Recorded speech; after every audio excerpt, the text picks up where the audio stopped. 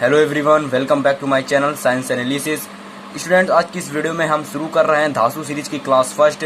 आज की इस वीडियो में हम क्लास फर्स्ट धांसू सीरीज की क्लास फर्स्ट लेकर आए हैं और क्लास फर्स्ट में हम लेकर आए हैं 20 सबसे महत्वपूर्ण क्वेश्चन आंसर्स।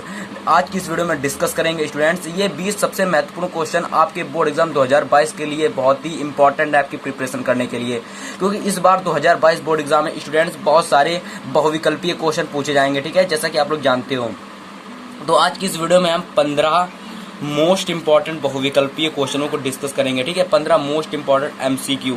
ठीक है, 15 मोस्ट इंपॉर्टेंट एमसीक्यू डिस्कस करेंगे जो आपके बोर्ड एग्जाम 2022 में जरूर 100 में 101% हिट करेंगे। ठीक है, तो इस प्रकार से आप लोगों को ये 20 क्वेश्चनों को जो अच्छी तरीके से पढ़ना होगा। ठीक है, 20 महत्वपूर्ण क्वेश्चन आज की इस वीडियो में डिस्कस करेंगे। सामाजिक विज्ञान के क्वेश्चन है और धांसू सीरीज शुरू हो चुकी है, इसलिए इस वीडियो को पूरा एंड तक जरूर से देखना है स्टूडेंट्स। ठीक है, तो पहला क्वेश्चन है सामाजिक विज्ञान का बहुविकल्पी क्वेश्चन एमसीक्यू कि जर्मन को किस वर्ष एक स्वतंत्र राज्य घोषित किया गया। कहा गया है कि जर्मन क्या एक देश है, तो जर्मनी जो जर्मन देश है, जर्मनी को किस राज्य एक स्वतंत्र राज्य घोषित किया गया। किस वर्ष इसको एक स्वतंत्र राज्य घोषित किया गया जर्मन को। तो उसका ऑप्शन आपको दिए गए हैं। पहला ऑप्शन दिया गया आपको कि 1871 ईस्वी, नेक्स्ट ऑप्शन दिया गया आपको 1872 ईस्वी, तीसरा ऑप्शन दिया गया आपको 1876 ईस्वी और ऑप्शन दिया गया आपको 1880 ईस्वी। तो जर्मन को किस वर्ष एक स्वतंत्र राज्य घोषित किया गया, तो वर्ष 1871 ईस्वी में। किसमें 1871 ईस्वी में जर्मन को एक स्वतंत्र राज्य घोषित किया गया। ठीक है, तो पहला हमारा मोस्ट इंपॉर्टेंट एमसीक्यू हो गया है। तो चलिए सेकंड एमसीक्यू को देखते हैं। ठीक है, चलिए सेकंड एमसीक्यू को आगे बढ़ते हैं। तो हमारा सेकंड एमसीक्यू दिया गया स्टूडेंट्स कि जर्मन को राष्ट्र का रूपक था। जर्मन का राष्ट्र रूपक था, यानी जर्मन का राष्ट्र रूपक क्या था? मारियान था, जर्मेन तिरंगा था, या फिर जर्मेनिया था, या फिर जर्मेन। तो जर्मन का राष्ट्र रूपक आपका जर्मेनिया था। क्या था? जर्मेनिया। ऑप्शन नंबर 3 क्लिक कर लीजिए कि जर्मनी का राष्ट्र रूपक जर्मेनिया था। जर्मनी का राष्ट्र रूपक जर्मेनिया था। चलिए तीसरा ऑप्शन देखते हैं। तीसरा क्वेश्चन हमारा है बच्चों कि 1832 ईस्वी में यंग इटली की स्थापना किसने की। ठीक है, 1832 ईस्वी में यंग इटली की स्थापना किसने की थी? मेस्सिनी ने की थी, हिटलर ने की थी, बिस्मार्क ने की थी, या हेनरी किक ने। तो 1832 ईस्वी में यंग इटली की स्थापना स्टूडेंट्स आपके किसने की? मेस्सिनी ने। किसने की? मेस्सिनी। तो ऑप्शन नंबर फर्स्ट तक क्लिक हो जाएगा। ठीक है, कि 1832 ईस्वी में यंग इटली की स्थापना आपकी मेस्सिनी ने की थी। चलिए चौथा क्वेश्चन देखते हैं। हमारा चौथा क्वेश्चन आगे बढ़ते हैं। चौथा क्वेश्चन देखते हैं। चौथा क्वेश्चन लिखा हुआ है कि जर्मन में एकीकरण का श्रेय इनमें से किसे दिया जाता है। यानी कि जर्मन में एकीकरण का श्रेय इनमें से किसे दिया जाता है। जर्मन में एकीकरण हुआ था, उसका श्रेय किसको दिया जाएगा? ऑटो वॉन बिस्मार्क को, काइजर विलियम प्रथम को, हिटलर को, या फिर मेस्सिनी को दिया जाएगा। तो जर्मन में एकीकरण का श्रेय किससे दिया जाएगा? आपका मेस्सिनी का। ठीक है, तो ऑप्शन नंबर 4 आपको क्लिक हो जाएगा कि ऑप्शन नंबर 4 पर आप लोग क्लिक कर दीजिए कि जर्मन में एकीकरण का, यानी कि जर्मनी में एकीकरण का श्रेय हिटलर नहीं, ना कि हिटलर को दिया जाएगा और जर्मनी को। ठीक है, मेस्सिनी को दिया जाएगा कि ठीक है। तो इस प्रकार से हमारा चौथा क्वेश्चन था, जर्मनी में एकीकरण का श्रेय किसको दिया जाएगा? मेस्सिनी को। चलिए पांचवा क्वेश्चन बहुत ही सरल और बहुत ही इंपॉर्टेंट क्वेश्चन, वंदे मातरम गीत किसके द्वारा लिखा गया? वंदे मातरम गीत किसके द्वारा लिखा गया बच्चों? बहुत इंपॉर्टेंट क्वेश्चन है कि वंदे मातरम गीत बहुत ज्यादा इंपॉर्टेंट क्वेश्चन आ चुका है आपकी।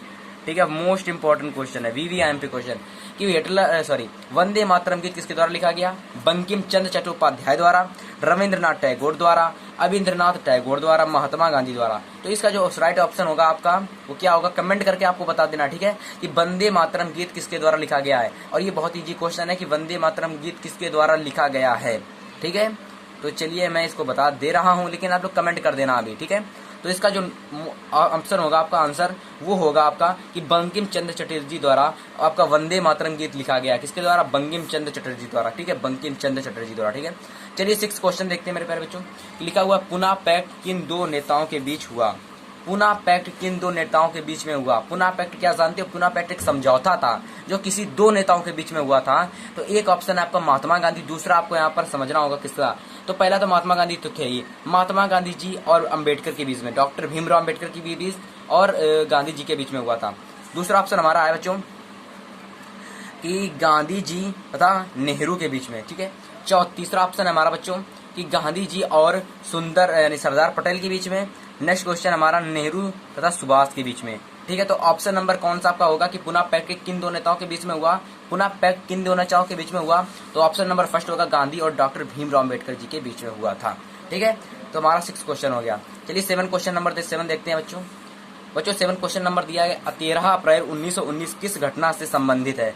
13 अप्रैल 1919 किस घटना से संबंधित है। 13 अप्रैल को 1919 ईस्वी में कोई घटना हुई थी, ठीक है, उसी दिन। तो वह घटना किससे संबंधित है, यानी कि 13 अप्रैल को घटना हुई थी तो वह घटना किससे संबंधित है। सत्याग्रह आंदोलन की शुरुआत, ठीक है, साइमन कमीशन का भारत आगमन, असहयोग आंदोलन की शुरुआत।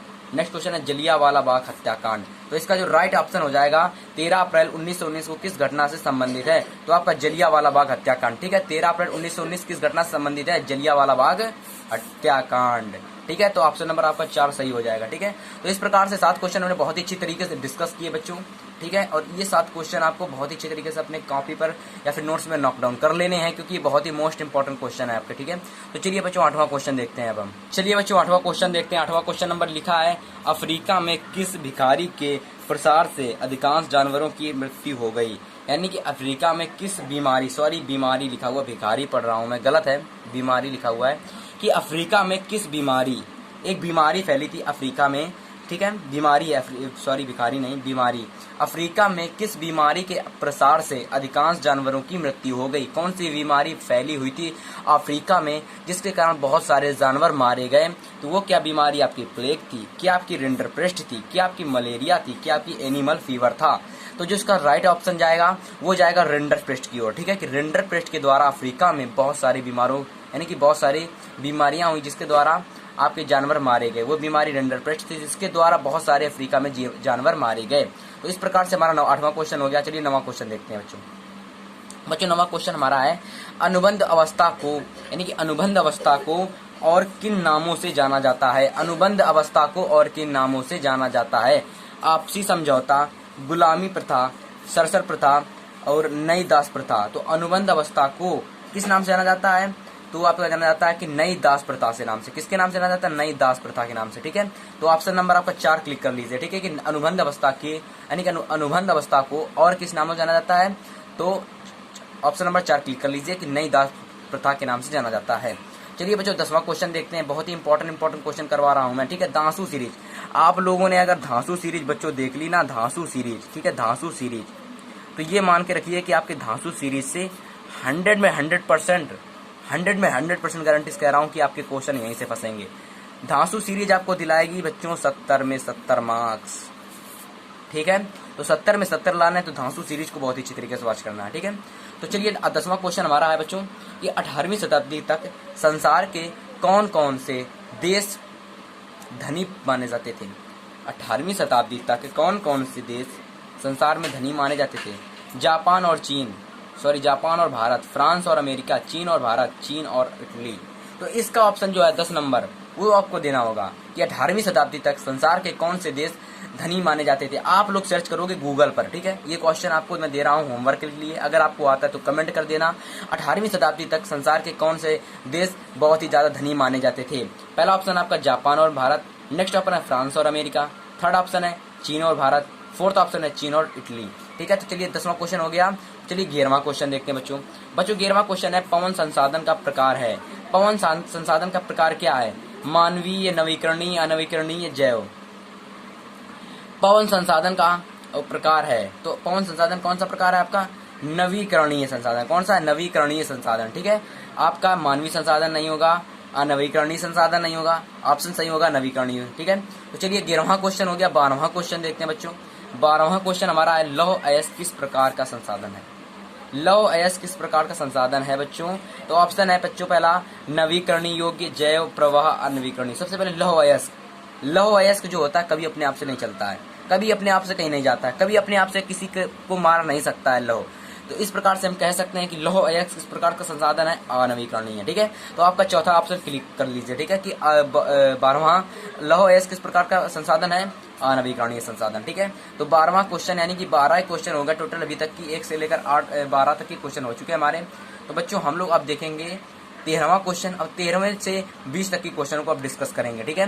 तो अगर आप लोगों को ये क्वेश्चन समझ में आ रहे होंगे तो प्लीज इस वीडियो को लाइक करके चैनल को सब्सक्राइब कर देना, क्योंकि धांसू सीरीज आपको दिलाएगी 70 में 70 मार्क्स। अब सभी सब्जेक्ट की, ऑल सब्जेक्ट की धांसू सीरीज चलेगी, ऑल सब्जेक्ट की चलेगी क्या, धांसू सीरीज, ठीक है। धांसू सीरीज चलेगी आपकी, ठीक है, जिसमें आपको 70 में 70 मार्क्स दिलाए जाएंगे 100 में 100%, ठीक है। तो धांसू सीरीज को पूरा वॉच करना मेरे प्यारे स्टूडेंट्स, ठीक है।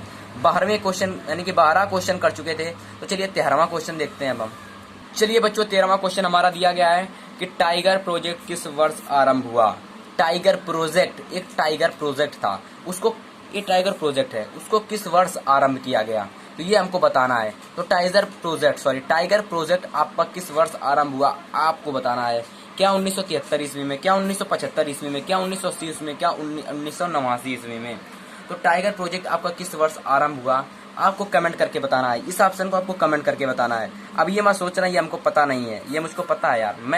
मैं देखो मुझे सब कुछ पता है, इस क्वेश्चन में जितने आंसर है सबका पता है, लेकिन ये क्वेश्चन इजी है। टाइगर प्रोजेक्ट किस वर्ष आरंभ किया गया, इस क्वेश्चन को आपको गूगल पर सर्च करना है, वहां से आपको इसका ऑप्शन देना है, नहीं तो आप कमेंट कर दे सकते हो अगर आपको आता है, ठीक है। 14वां क्वेश्चन देखते हैं। चलिए 14वां क्वेश्चन जल्दी से देखते हैं।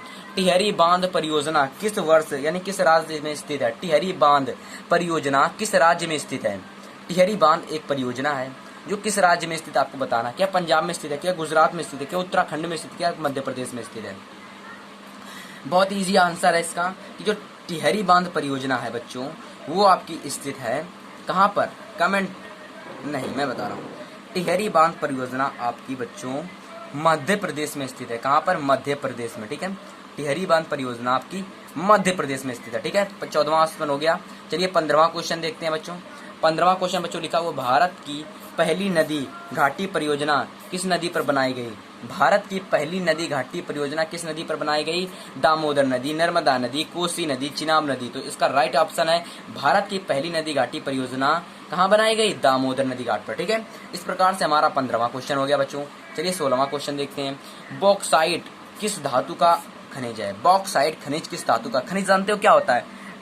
खनिजों से हम धातुओं को निकालते हैं। खनिज में अलग अलग प्रकार की चीजें पाई जाती है, धातु भी पाई जाती है, अधातु भी पाई जाती है, और मिट्टी वगैरह धूल कण के खाए जाते हैं, तो उससे हमें धातु निकाली जाती है। तो बॉक्साइट किस धातु से निकाला जाता है। तो बॉक्साइट किस धातु का खनिज है, ठीक है। तो किस धातु का खनिज है बॉक्साइट, जो खनिज है वो किस धातु से, बॉक्साइट धातु में यानी बॉक्साइट खनिज में कौन सी धातु निकलती है। क्या लोहा निकलता है, क्या एल्युमिनियम निकलता है, क्या जस्ता निकलता है, क्या तांबा निकलता है।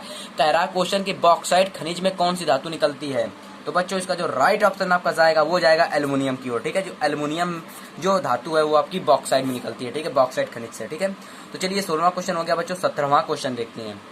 17वां क्वेश्चन बच्चों है अंकलेश्वर किसके उत्पादन के लिए प्रसिद्ध है। अंकलेश्वर किसके उत्पादन के लिए प्रसिद्ध है, ठीक है। ये आपका किसका भूगोल का क्वेश्चन है। ये अंकलेश्वर किसके द्वारा प्रसिद्ध है, ठीक है, किसके उत्पादन के लिए प्रसिद्ध है। क्या पेट्रोलियम उत्पादन के लिए प्रसिद्ध है, क्या तांबा उत्पादन के लिए प्रसिद्ध है, क्या फिर जस्ता के लिए प्रसिद्ध है वो, या फिर यूरेनियम के लिए।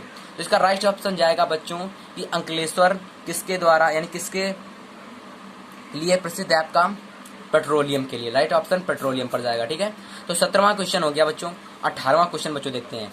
श्रीलंका एक देश है। श्रीलंका एक देश है, प्रायद्वीपीय देश है, द्वीपीय देश है, सीमांत देश है, प्रांतीय सॉरी एक ऑप्शन नहीं है, प्रांतीय। तो जो राइट ऑप्शन जाएगा बच्चों को आपका जाएगा द्वीपीय। श्रीलंका एक द्वीपीय देश है। कैसा देश है, द्वीपीय। तो इस प्रकार से हमारा 18वां क्वेश्चन क्या जाएगा, सेकंड पर, कि श्रीलंका एक द्वीपीय देश है, ठीक है। तो इस प्रकार से बच्चों हम लोगों ने 18 क्वेश्चन किए। तो 20 क्वेश्चन हम करने वाले थे इस क्लास में, लेकिन 20 क्वेश्चन आज की इस वीडियो में हम 20 क्वेश्चन कराए थे, लेकिन ये क्लास बहुत ही ज्यादा बड़ी हो जाएगी, इसलिए मैंने मोस्ट इंपॉर्टेंट 80 क्वेश्चन कराया, ठीक है। 18 मोस्ट इंपॉर्टेंट क्वेश्चन कराया, ठीक है, मोस्ट इंपॉर्टेंट, ठीक है। आप लोग इनको लर्न कर लो बहुत ही अच्छी तरीके से। इंपॉर्टेंट क्वेश्चन हमने कराए हैं कितने, 18। तो इन क्वेश्चनों को आपको बहुत ही अच्छी तरीके से लर्न करना है, और धांसू सीरीज को बिल्कुल भी मिस नहीं करना है। आपको धांसू सीरीज को बिल्कुल भी मिस नहीं करना है। धांसू सीरीज बच्चों आपको दिलाएगी 70 में 70 मार्क्स, 70 × 70, धांसू बराबर 70 × 70, समझ रहे हो ना। तो 20 क्वेश्चन हम लोगों ने करने वाले थे, लेकिन 18 क्वेश्चन के टाइम के चलते, ठीक है। तो सभी क्वेश्चनों को आप लोगों ने स्क्रीनशॉट ले लिया होगा, ठीक है। तो चलिए इस वीडियो को यहीं पर एंड करते हैं, और वीडियो को लाइक शेयर सब्सक्राइब कर देना। चलिए स्टूडेंट इस वीडियो को